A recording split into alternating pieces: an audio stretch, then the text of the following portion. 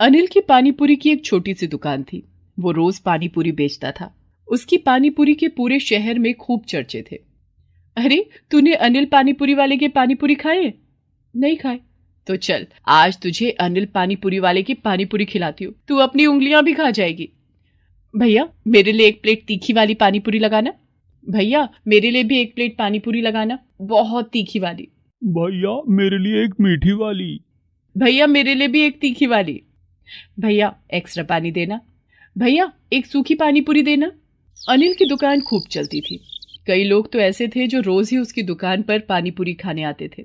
बच्चों को तो उसकी पानीपुरी बहुत पसंद थी। अंकल, एक प्लेट पानी पूरी लगा दो। भाई, तुम्हारे यहाँ की पानी पूरी ना खाऊं तो ऐसा लगता है कि कुछ खाया ही नहीं। भैया, पानी पूरी खाए जाओ और मेरे गुण गाए जाओ। इसी तरह मेरी दुकान पर रोज आया करो। आप लोगों से ही तो मेरी रोजी रोटी चलती है।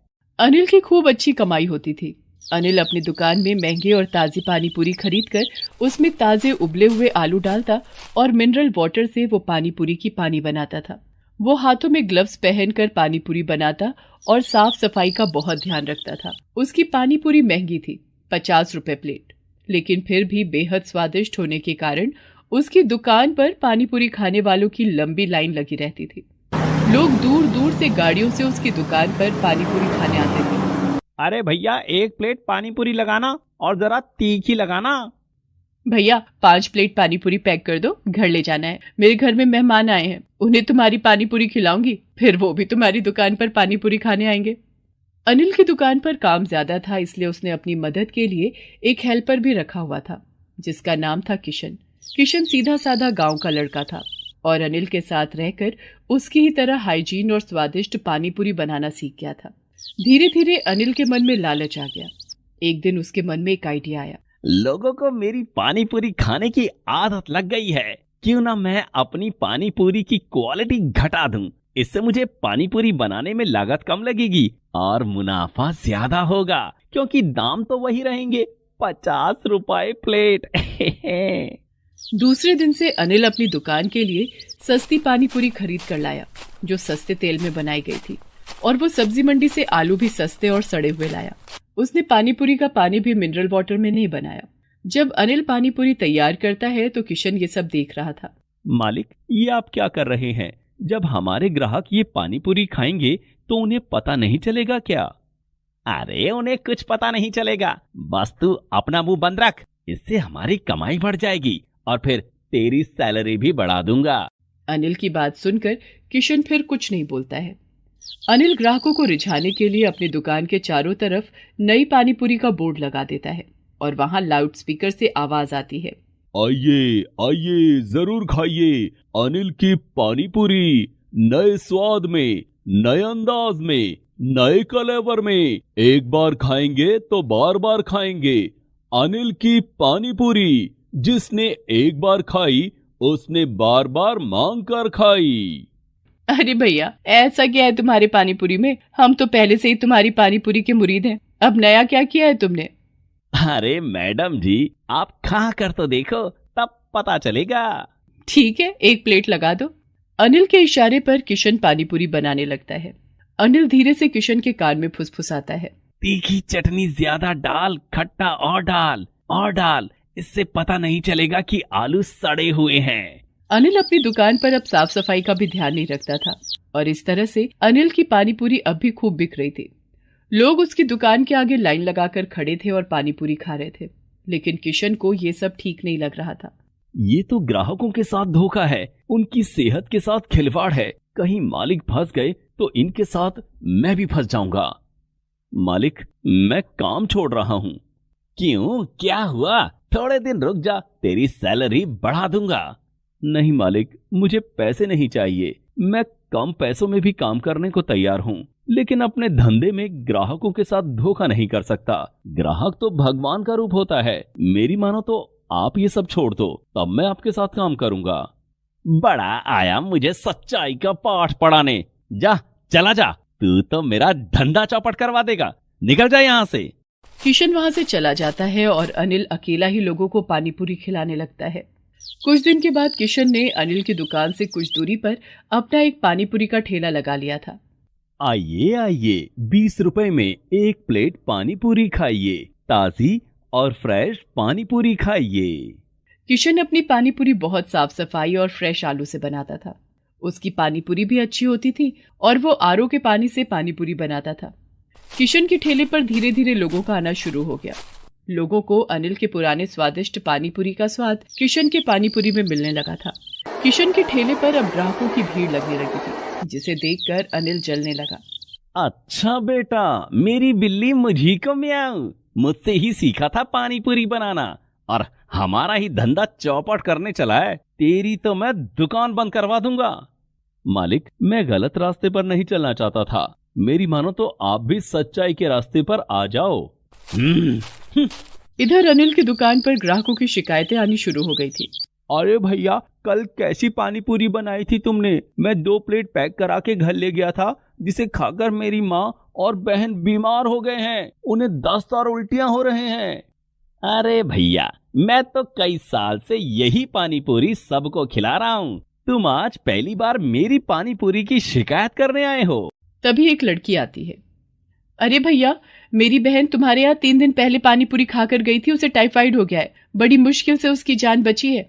हाँ हाँ भाई, इसकी पानीपुरी खराब है। ये हमें महंगी और सड़ी हुई पानीपुरी खिला रहा है। हाँ हाँ भाई, इसकी पानी पूरी खराब है। अनिल की दुकान के बाहर ग्राहकों की भीड़ लग जाती है और सभी एक साथ चिल्लाने लगते हैं। मारो इसे, मारो मारो मारो इसे, मारो, इसने हमें बेवकूफ बनाया है। गुस्साए लोग अनिल की दुकान पर सड़े हुए आलू, सड़े हुए अंडे और सड़े हुए टमाटर फेंकने लगते हैं। लोगों ने अनिल को भी जमकर कूटा। किशन दूर अपने ठेले के पास खड़ा होकर ये तमाशा देख रहा था। किशन भागकर वहां आता है और अनिल को लोगों से बचाता है। मैं आप लोगों से हाथ जोड़कर विनती करता हूँ, मेरे मालिक को छोड़ दीजिए, इन्हें माफ कर दीजिए। इसने हमारी जान के साथ जो खिलवाड़ किया है, उसका क्या हम कैसे माफ कर दें? हम इसकी दुकान बंद करवा देंगे। हम इसकी दुकान यहाँ नहीं चलने देंगे। भीड़ से आवाज आने लगी। हाँ हाँ, हम इसकी दुकान यहाँ नहीं चलने देंगे। ये दुकान बंद करो, बंद करो, बंद करो। यहाँ से चलिए मालिक, ये लोग बहुत गुस्से में हैं। लोगों का गुस्सा देखकर अनिल को अपनी दुकान बंद करके वहां से भागना पड़ता है। किशन अनिल को अपने घर पर ले आता है। मालिक, आप थोड़े दिन यहीं पर रहिए। जब लोगों का गुस्सा ठंडा हो जाएगा, तब आप अपनी दुकान दोबारा खोल लेना।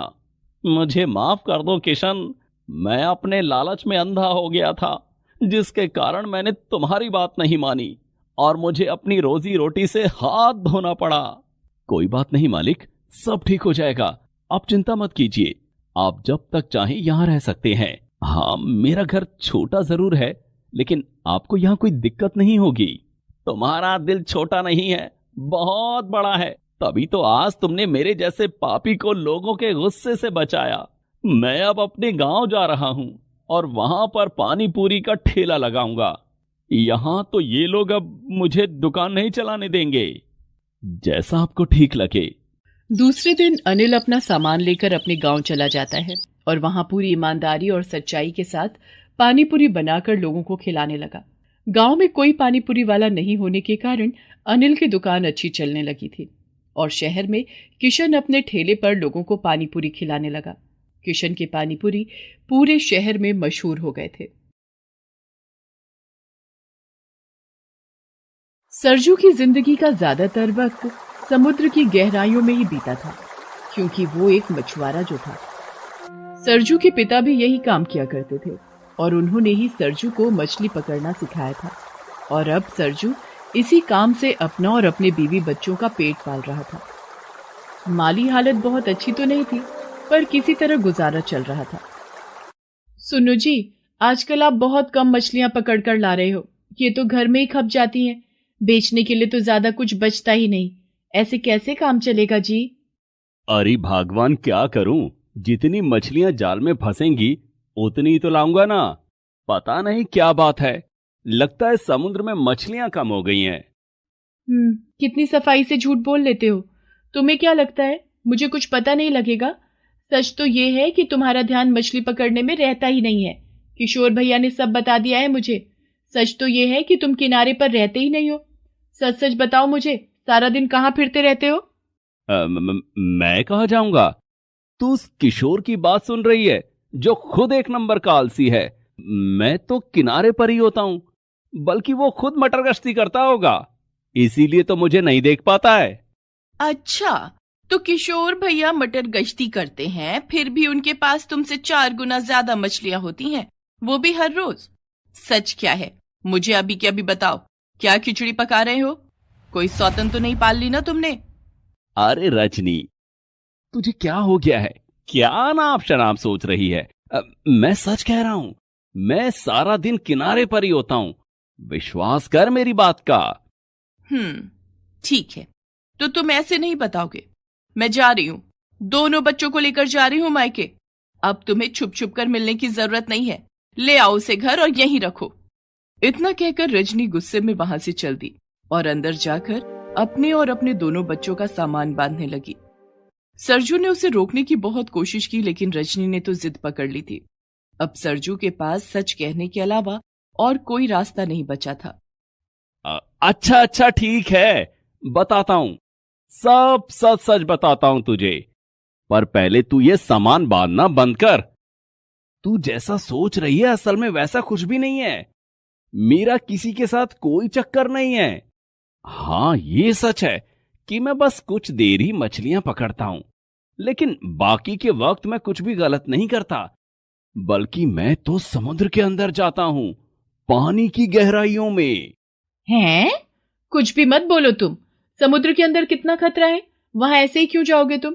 और वहां जाकर करते क्या हो? रहने दो, तुम मुझसे झूठ बोल रहे हो। मैं जा रही हूं। अरे तू रुक तो सही, ठहर जा। मेरे पास कुछ है जिसे देखकर तुझे मेरी बात पर भरोसा हो जाएगा। सरजू फौरन अपने कमरे में जाता है और वहां से एक पोटली लेकर आता है। उस पोटली के अंदर एक बड़ा और बहुत ही चमकीला मोती था, जिसे देखकर रजनी चौंक जाती है। ये कहां से मिला तुम्हें? ये तो... हाँ, ये वही खास मोती है जिसके चर्चे इस वक्त हर तरफ हो रहे हैं। ये मोती बहुत ही कीमती है और मैं इसे खुद ढूंढ कर लाया हूं। लेकिन ये तुम्हें कैसे मिल गया? इसके पीछे तो ना जाने कितने लोग हैं। मैंने सुना है शहर से एक बड़ा जहाज आया हुआ है और उसमें बड़े बड़े लोग आए हैं अपनी बड़ी बड़ी मशीनों के साथ, इसी मोती की तलाश में। हाँ, पर उन्हें ये नहीं मिला क्योंकि वो समुद्र के बारे में कुछ नहीं जानते। रजनी, असल में मेरे बाबा ने मरने से पहले मुझे इस मोती के बारे में सब कुछ बता दिया था। ये मोती एक खास सीप में मिलता है जिसे ढूंढ पाना हर किसी के बस की बात नहीं है। मैं हर रोज समुद्र के अंदर काफी गहराई तक जाता हूं और इतने दिनों की मेहनत के बाद जाकर मुझे ये मोती मिला है। ये तो बहुत ही बढ़िया बात है जी। अब तो हमारे दिन ही संवर जाएंगे। चलो इसे जाकर जहाज वालों को दे आते हैं, वो लोग इस मोती के बदले हमें खूब सारा पैसा दे देंगे। नहीं, तुझे कुछ नहीं पता। बाबा ने बताया था कि गहरे समुद्र में ऐसे मोतियों का भंडार है और मुझे सिर्फ ये एक मोती नहीं बल्कि वो पूरा का पूरा भंडार चाहिए। लेकिन समुद्र में ऐसे ही जाना खतरनाक हो सकता है, वहां तो बड़ी बड़ी मछलियां भी होती होंगी ना। और नहीं तो क्या, बस जान हथेली पर लेकर जाता हूं मैं। बस एक बार मुझे इन मोतियों के भंडार का पता चल जाए, उसके बाद मुझे ये खतरा हर रोज मोल लेने की जरूरत नहीं होगी। बस एक बात का ध्यान रहे, इस बारे में तेरे और मेरे अलावा किसी और को भनक तक नहीं लगनी चाहिए, समझी ना? इसके बाद रजनी ने कभी सरजू को ना तो कभी रोका और ना ही फिर कभी उससे कुछ पूछा। सरजू ने धीरे धीरे मछलियां पकड़ना बिल्कुल ही बंद कर दिया। वो शहर से आए उस बड़े से जहाज में साफ सफाई का काम करने लगा। इस काम के लिए उसे पैसे तो मिलते ही थे, साथ ही ऐसी चीजें भी आसानी से मिल जाती थी जिनकी मदद से वो समुद्र में पहले से भी ज्यादा गहराई तक आसानी से जा सकता था। फिर एक दिन, अरे ये चमक तो उस मोती जैसी ही लगती है। लगता है मुझे जो चाहिए वो मिलने वाला है मुझे। सरजू उस रोशनी की तरफ बढ़ने लगता है। वो जगह वास्तव में वही थी जिसकी तलाश सरजू को न जाने कब से थी। वहां सीपियों का भंडार था, जिनमें से वो कीमती मोती जगमगा रहे थे। सरजू की खुशी का तो जैसे ठिकाना ही नहीं था। उसकी मंजिल उसके सामने थी, लेकिन वहां तक पहुंचना इतना आसान भी नहीं था। रुक जाओ, तुम इससे आगे नहीं जा सकते। सरजू का रास्ता रोकने वाली वो एक जल परी थी, जिसे देखते ही सरजू के होश उड़ गए। तुम अरे तुम तो नहीं, ये जरूर एक सपना है, ये सच नहीं हो सकता। ना तो ये कोई सपना है और ना ही तुम्हारा वहम। मैं एक जल परी ही हूँ और मेरा नाम मीना है। अरे वाह, यहाँ जल परियां रहती हैं। मुझे ये बात तो पता ही नहीं थी। यहाँ बहुत सी जल परियां रहा करती थी, लेकिन अब सिर्फ मैं ही बची हूँ। तुम इंसानों ने इस समुद्र में इतना जहर घोल दिया है कि एक एक करके सारी जल परियां मरने लगी। बस मैं ही किसी तरह बच पाई हूँ। जहर? कैसा जहर? झूठ मत बोलो, यहाँ किसी ने कोई जहर नहीं डाला। अच्छा, तो समुद्र के अंदर इतना सारा कचरा कहाँ से आया? ये तुम्हारे लिए सिर्फ कचरा होगा, पर हम समुद्री जीवों के लिए तो ये जहर ही है। और सिर्फ इससे काम नहीं चला तो तुम हमारी धरोहर भी लूटने चले आए। मैं जानती हूँ तुम इन मोतियों को हथियाने आए हो, पर मैं तुम्हें ऐसा हरगिज नहीं करने दूंगी, समझे? मीना, मैं मानता हूँ कि हम इंसान अपने लालच के आगे किसी का भला बुरा नहीं देखते, लेकिन मेरा यकीन करो, मैं बाकी इंसानों जैसा बिल्कुल भी नहीं हूँ। मैं तो बस इन मोतियों के भंडार को एक बार देखना चाहता था, बस। अगर ऐसा है तो अब तो तुम्हारी इच्छा पूरी हो गई होगी। अब जाओ, वापस चले जाओ। और हाँ, एक बात याद रहे, इस जगह के बारे में या फिर मेरे बारे में किसी को कुछ मत कहना, कभी मत कहना, वरना।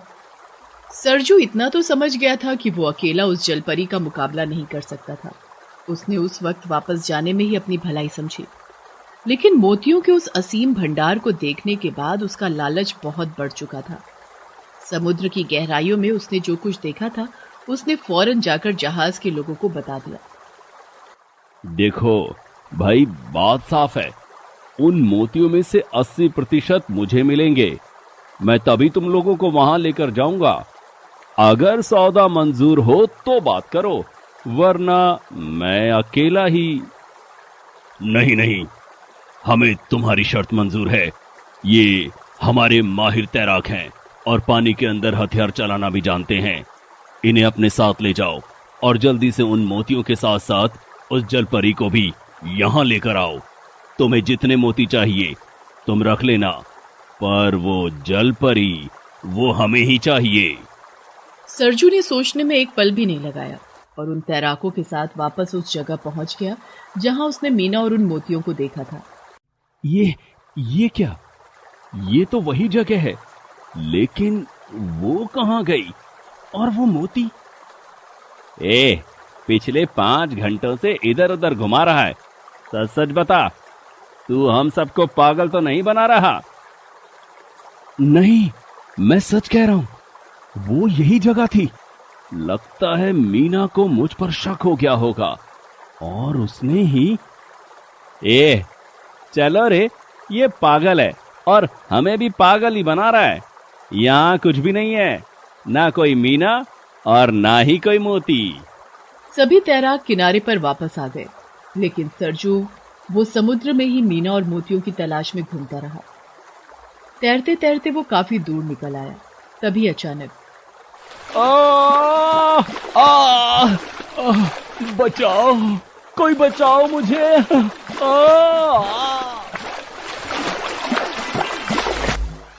मीना, तुमने मुझे बचाया?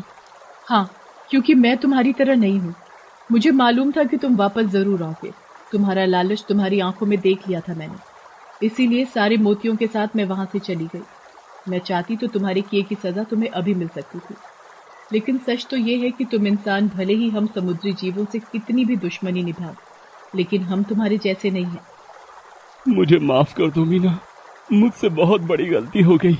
मुझे एहसास हो गया है कि लालच में आकर मैं कितनी बड़ी गलती करने जा रहा था। मैं तुमसे वादा करता हूँ कि अब कभी यहाँ दोबारा नहीं आऊंगा, ना अकेले और ना ही किसी के साथ। इतना कहकर सरजू वापस किनारे की तरफ तैरने लगा। मीना ने ना तो उसे रोका और ना ही उससे कुछ कहा, क्योंकि जैसे पहले उसने सरजू की आंखों से उसका लालच पहचान लिया था, ठीक वैसे ही अब उसका पछतावा और उसके वादे की सच्चाई को भी वो समझ गई थी। Please subscribe this channel.